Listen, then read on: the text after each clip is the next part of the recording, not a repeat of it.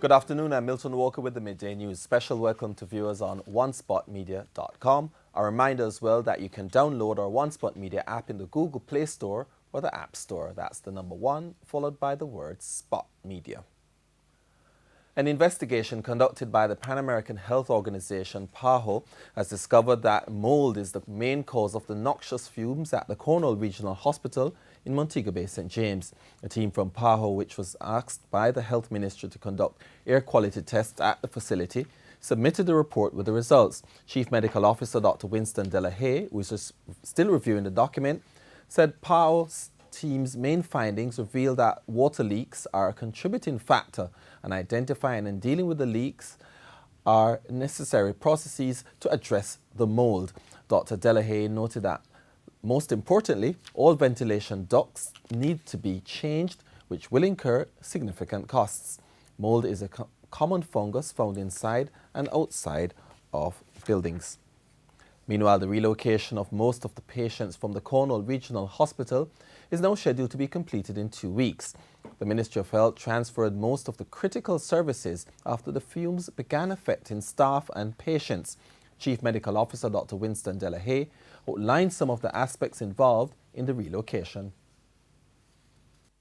We should, by the weekend, have a number of things and achieve a number of things, including the movement of some patients, because the areas that being retrofitted went in them up through very near completion. And importantly, the containers which have been retrofitted are all on site to remove the laboratory facilities in particular for those.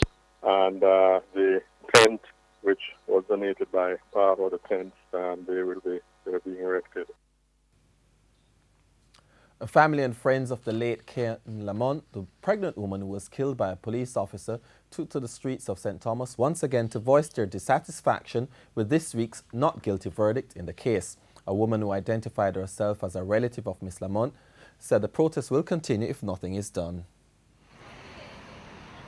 Help! We're crying for help!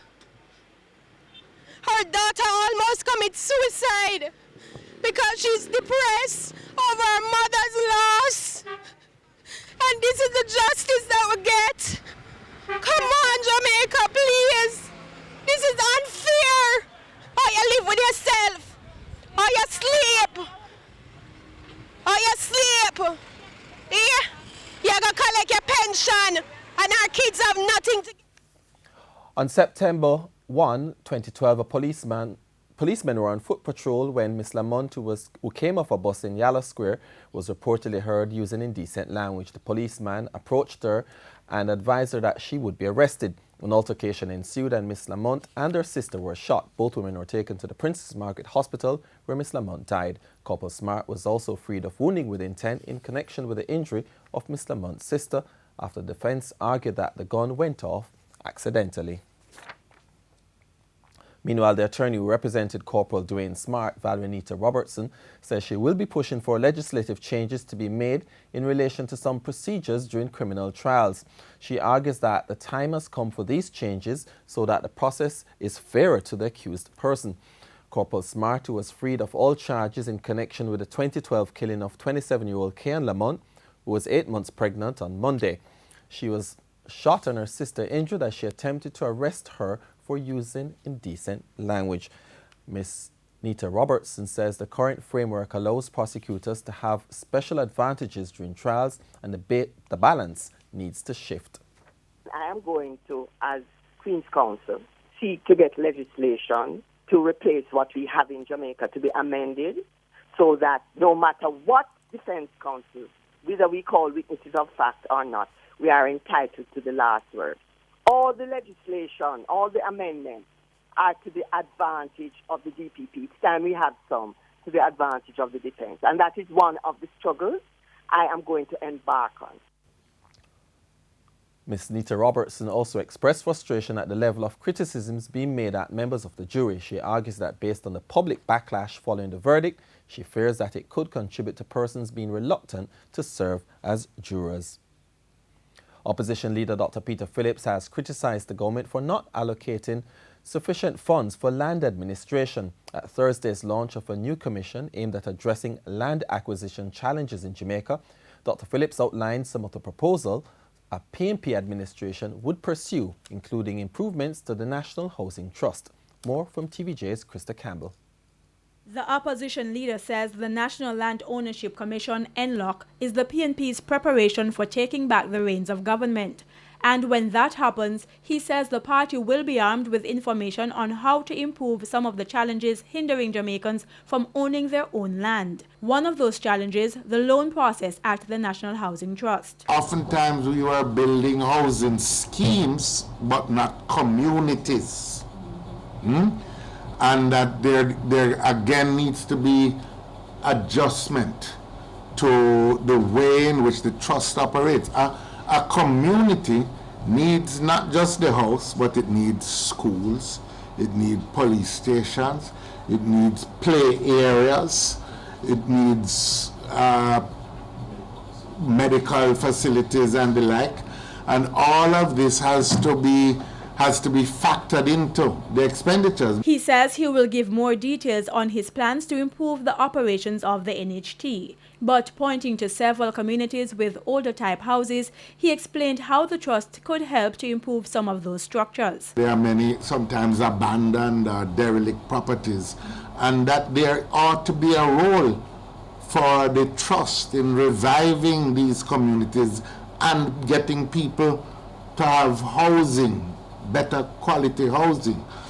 So all of that, all of those issues are some of the things that we have this group working on. As I said, we're going to come with proposals in a few weeks' time. Turning to the government's $715.6 billion budget. It doesn't have an effective vision of economic growth. There are key areas that need funding, such as areas relating to land and land administration, which are not getting the adequate funding that is needed. He noted that a few $1 million would go a far way in addressing some of the pressing land issues, such as making it easier to identify land parcels and do transfers. Krista Campbell, TVJ News. A break-in at the Three Hills Primary School in St. Mary last night has again brought to the fore security concerns at the institution. The intruders delivered a major blow to the operation of the school as they stole thousands of dollars from the day's sale from the school's canteen, computer monitors and food. The theft resulted in no classes being held today as the police carry out their investigation and administrators begin the cleanup process. Principal of Three Hills Primary, Sleen Harris, says some of the items from the tuck shop and the office were found strewn around the compound. An appeal from the police to healthcare professionals this afternoon after a brazen early morning attack on a goat farm, which left 2 goats and a watchdog dead, another dog injured, and one of the thieves nursing dog bites. Here's TVJ's Krista Campbell with the incident. A crime scene that would make a farmer cry. And that's exactly what Roland Foster from Gimmimabit, Clarendon feels like doing after a second attack on his goat farm in the space of 1 month.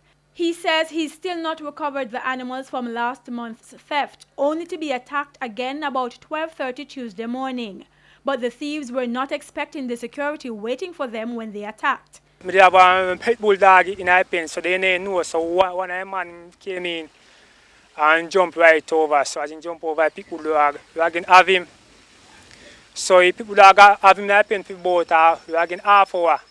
Have him and the man ball out, help! The farmer says the other thieves rescued the one in the goat pen and later used a cutlass to beat and kill the dog. Then, tying ropes around the necks of 25 goats, the thieves made off with the animals. But residents were quick to the draw, so too police who have been patrolling the area for farm thieves. 2 of the goats had their throats slashed in a very ugly fashion by the predial thieves. 23 were recovered. Alive, that is.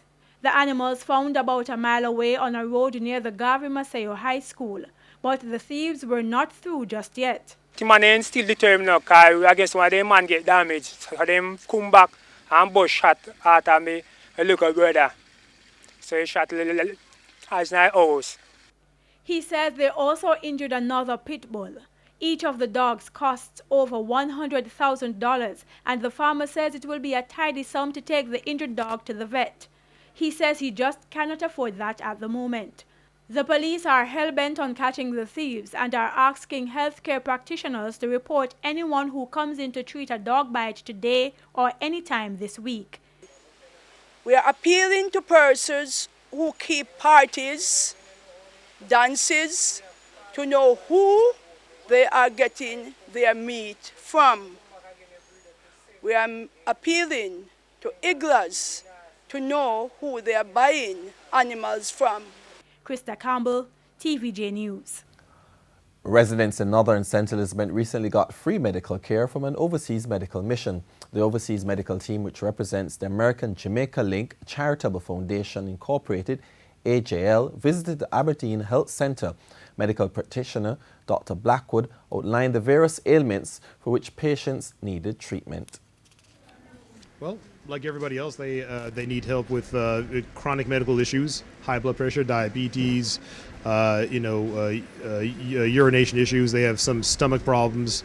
They have a lot of arthritis problems. A lot of people do a lot of hard work here, farming, fishing, things of that nature. And they have dental. They need dental issues because I know the closest dentist is Santa Cruz, and things of that nature. One resident described their experience with the missionary doctors. Oh, I feel good about it. I even get reading glasses. I feel good about it. I hope to see the doctor a little later. The medical mission visits 5 clinics across Jamaica on its annual trip, and its mandate is to provide medical and educational and social services to individuals and families in poor rural communities in both America and abroad.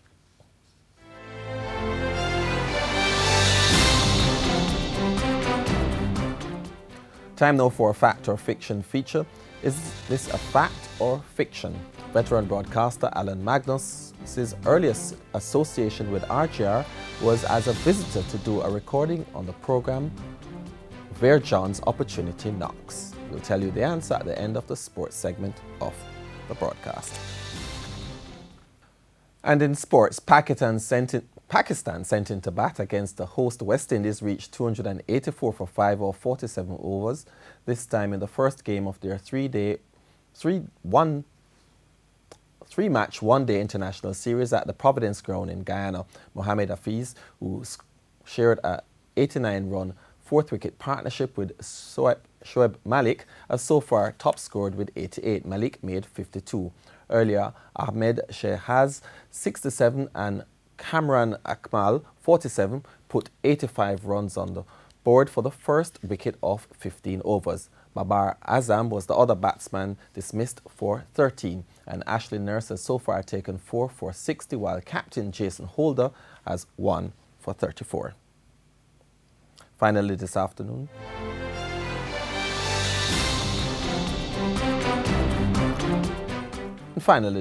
our answer to our fact or fiction feature, we asked, fact or fiction? Veteran broadcaster Alan Magnus's earliest association with RGR was as a visitor to do a recording on the radio program Where John's Opportunity Knocks.